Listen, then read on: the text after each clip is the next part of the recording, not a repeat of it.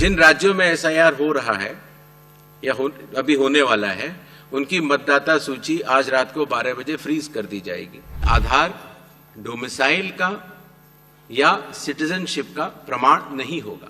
Matching या linking करने में कोई समय लग रहा हो तो ऐसे केस में बूथ लेवल ऑफिसर्स दूसरी बार भी जाएंगे और तीसरी बार भी जाएंगे। 3 बार हर बीएलओ हर घर जाएगा। जो ये 24 जून का एसआईआर का ऑर्डर था वो पूरे देश के लिए था, वो आसाम पर लागू नहीं होता और इसलिए आसाम के लिए अलग से रिवीजन के आदेश जारी किए जाएंगे। सब ने मिलकर मतदाता सूची को शुद्ध बनाने का कार्य किया और नतीजा आपके सामने है।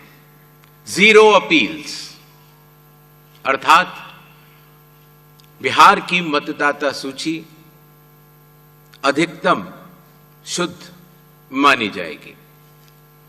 अब फेज 2 12 राज्यों में या संघ शासित प्रदेशों में आरंभ होने वाला है। एसआईआर के समय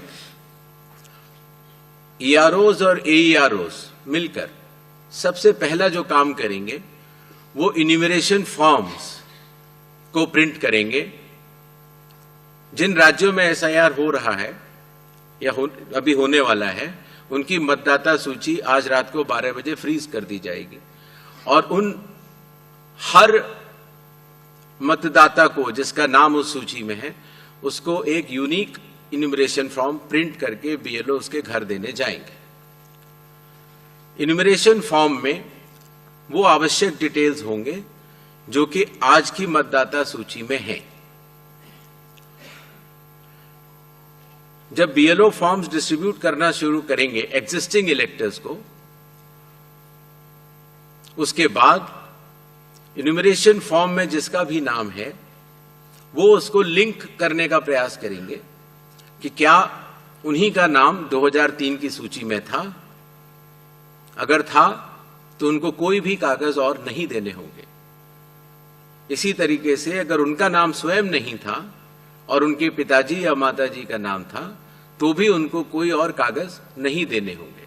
तो ये लिंकिंग और मैचिंग, बिहार जब हमने एसआईआर किया था तो सिर्फ बिहार की अवेलेबल थी और आज पूरे देश की 2002 से 4 में हुए एसआईआर की मतदाता सूची जो लिंक दिया गया है voters.eci.gov.in पर कोई भी देख सकता है और इस मैचिंग को स्वयं भी कर सकता है।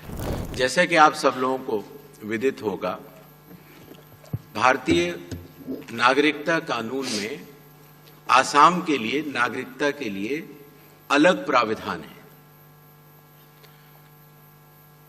और दूसरा विषय यह है कि माननीय सुप्रीम कोर्ट की देखरेख में वहां पर नागरिकता की जांच का कार्यक्रम लगभग पूर्ण होने वाला है। ऐसी स्थिति में जो ये 24 जून का एसआईआर का ऑर्डर था वो पूरे देश के लिए था, वो आसाम पर लागू नहीं होता और इसलिए आसाम के लिए अलग से रिवीजन के आदेश जारी किए जाएंगे। जहां तक आधार की बात है, माननीय सुप्रीम कोर्ट ने कहा है कि आधार का उपयोग आधार एक्ट के अनुरूप होगा और आधार एक्ट के सेक्शन 9 में ये कहा गया है कि आधार डोमिसाइल का या सिटीजनशिप का प्रमाण नहीं होगा। जहां तक जन्म तिथि की बात है, उसके ऊपर भी माननीय सुप्रीम कोर्ट के कई आदेश हैं जहां पर कि ये कहा गया कि आधार जन्म तिथि का प्रमाण नहीं है और इसका ध्यान रखते हुए आधार अथॉरिटी ने अपना नोटिफिकेशन जारी किया और आज भी अगर आप कंप्यूटर से अपना नया आधार डाउनलोड करते हैं तो उसमें लिखा होता है आधार कार्ड पर ही कि आधार कार्ड न तो जन्म तिथि का प्रमाण है, न डोमिसाइल का और न कि नागरिकता का। आधार कार्ड आइडेंटिटी का प्रमाण है और ई साइनिंग के लिए भी उसका उपयोग हो जाता है। तो आधार कार्ड के बहुत सारे अन्य उपयोग भी हैं। एक सवाल ये आया था कि जो इंडिकेटिव लिस्ट ऑफ डॉक्यूमेंट्स हैं, जो 11 हैं, जिसमें आधार आइडेंटिटी के लिए 12वें तौर से जोड़ा गया है, ये इंडिकेटिव लिस्ट ऑफ डॉक्यूमेंट्स लगभग सभी सीईओ से चर्चा करके बनाई गई है। बट फिर भी जब हियरिंग हो और उस समय ये सिद्ध करना हो किसी को अपनी जांच में कि मैं नागरिक हूं, तो वो कोई और अगर डॉक्यूमेंट देगा तो उसके ऊपर ईआरओ विचार जरूर करेंगे, लेकिन indicative list of document bye and large यही रहेगी। आपको बताना चाहता हूं कि पिछले 2 महीनों से इन सभी 12 राज्यों के चीफ इलेक्टोरल ऑफिसर्स ने और आईटी डिपार्टमेंट ईसीआई नेट के साथ मिलकर जो बैकएंड पर इतनी सारी मैचिंग कर ली है कि अब ये जो एसआईआर जो इन 12 राज्यों में होगा तो काफी कई बार एक बार जब बूथ लेवल ऑफिसर घर जाता है तो या तो कुछ मतदाता अवेलेबल नहीं होते या कहीं गए होते हैं, और या उनको मैचिंग या लिंकिंग करने में कोई समय लग रहा हो, तो ऐसे केस में बूथ लेवल ऑफिसर्स दूसरी बार भी जाएंगे और तीसरी बार भी जाएंगे। 3 बार हर बीएलओ हर घर जाएगा। जो प्रवासी लोगों की समस्या को हटाने के लिए जो राज्य से कुछ समय के लिए बाहर गए हुए हैं लेकिन वहीं के सामान्यतः रहने वाले हैं, वो ऑनलाइन भी भर सकते हैं, और खास तौर से कई बार अर्बन वोटर्स को, क्योंकि उनके दिन के समय ही ऑफिस आवर्स रहते हैं, तो वो भी ऑनलाइन भर सकते हैं।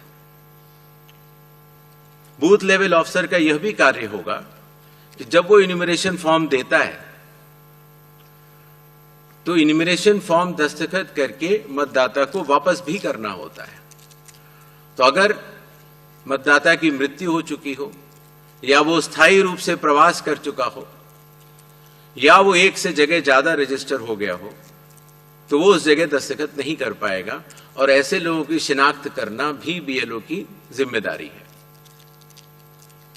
एक बात मैं फिर कहना चाहता हूं कि जो मतगणना, वो इन्यूमरेशन फॉर्म की जो फेज होगी